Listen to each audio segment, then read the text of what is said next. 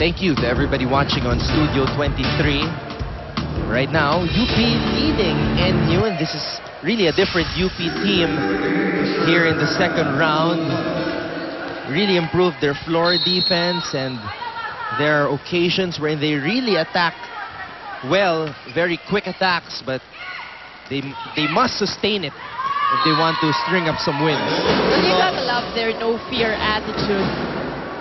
Diba yung UP? Yung laban lang ng laban eh.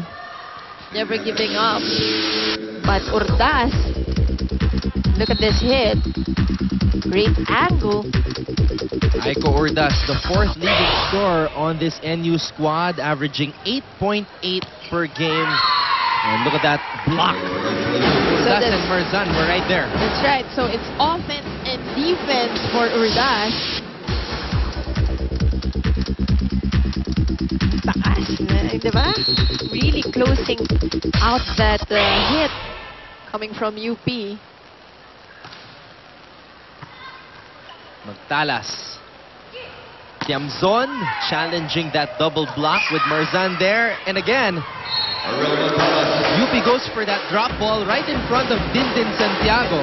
That's right, Magtalas going for the dump at the right moment. She got that point. And that seems to be a weakness for Santiago. As good as she is on offense, she has difficulty going down to receive that ball, especially when it's a drop ball. Tew goes over that double block, does not work. Dindin from the back row. Again, ano yung threats ng NU is starting to come out. And ito, they do this very often in Santiago. In fact, too often nga sometimes, I would say, kasi napapagod to si Dindin. But now, ito, I think this is the first back row attack from NU. And NU showing their blocking ability, making full use of their height.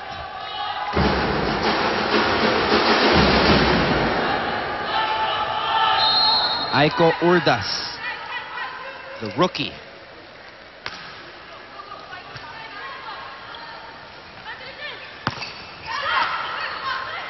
Nepomuceno tosses it up to Myla Pablo. Pablo, simple attack, gets her that point.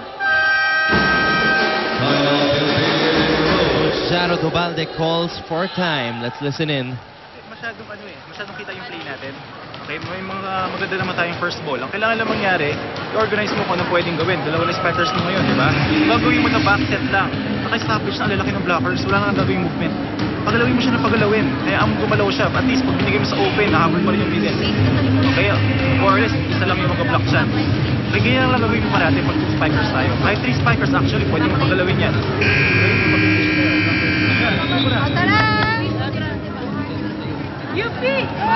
You know, Mosey, last year I've had so many conversations with Coach Jarrod wherein he told me their problem is really the first ball. And in that huddle, sabi niya, maganda naman yung first ball natin. Yun na nga, at least something's going right for UP.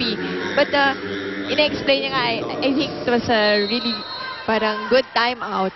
And that at least to our listeners, yung mga nanonood na gustong maglaro ng volleyball, well, ganyan talaga, yung the object of the game, lalo na when you have the second best blocking team on the other side, is to fool the blockers. Yun yung unang-una mong target dapat, di ba? So, tinuturuan niya nga yung setter to make the spikers move. Hindi yung porkit nandun ka sa open, open na lang pwede mong baluin. Pag dito ka sa middle, middle na lang pwede mong baluin. So, make them move para medyo malito naman yung blockers. Well, let's see if they can make that adjustment. The 2 spikers for UP, of course. Mangulabnan and Tiamzon and Tew also. Nepomuceno from the back row. Magtalas sets it up for Tew. Oh, and Tew gets it. And UP is sticking close to NU. And look at Tew bend her body. She wanted to go down the line in spite of her. Yung body niya, parang may angle. Pero tinwist niya yung arm niya to get that down the line area. This is a very young UP team, mostly with rookies and sophomores. Only Del Mundo and Se are older. With Del Mundo being And you a say fifth-year older. player. Si Del Mundo lang yung nasa fifth fifth year. year. And Se is only a junior. The rest are all sophomores and rookies. Yeah. So no way but up for the Lady Maroons. And they're already in the second phase of their improvement. Naayos na nila ang kanilang first ball problem from Season 74. Here in Season 75, it's now time to fix their attacks. You know, nadadagdagan pa yung errors ng NU. Yeah. Dahil ang dami nilang service errors in this game. We're only on the second round, second set, I mean. Perez's hand signals there. But you know, her hand is not as taped as it was anymore when she first came back from the injury. Santiago again flying from the back row, had to adjust. Pablo, a joust at the top, but the smaller Mangulabnan tipped it back and in. That's right. If we take a look at it once again, yan yung tamang pag-block when you're a smaller blocker. Iintayin mo. You stay down and then yung palms facing. Parang medyo upwards, naka-tilt. You know, So good job. I'm not sure if Myla Pablo is herself today. She has just been taken out by Coach Francis Vicente, and now Aganon has been brought in. Well, also Dadang entering the game for Marzan.